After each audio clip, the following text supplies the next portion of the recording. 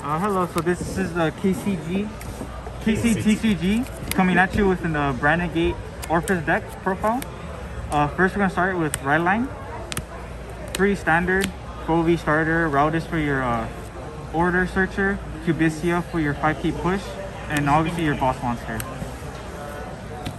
For grade 3s, of course the Orfist, Persona Ride, your boss monster. 3 Cardinal Draco Zelgio. Now the reason why that we choose to run this card is mainly because of its skill.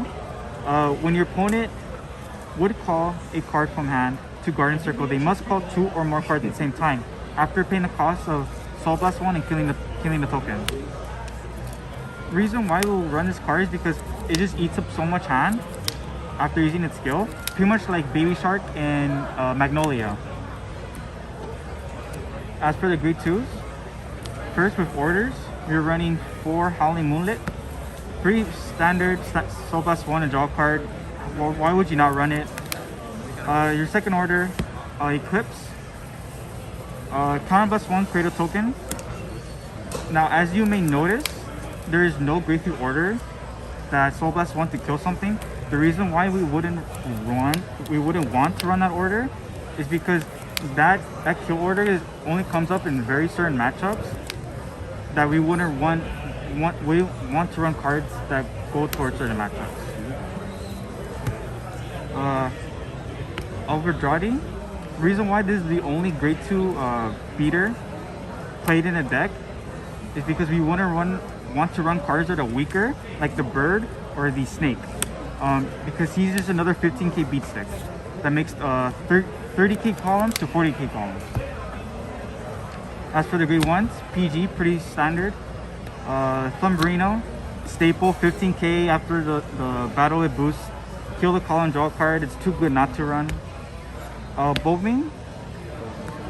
There's been a lot of talk about running the donut monster instead of running Boving.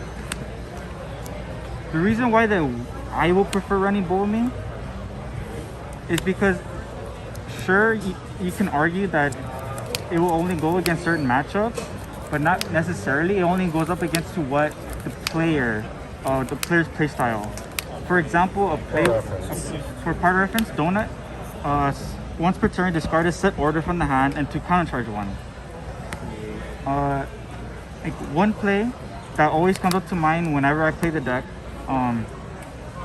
Cubicia, if assuming the opponent is not rushing me, so I'm at 1 damage, right?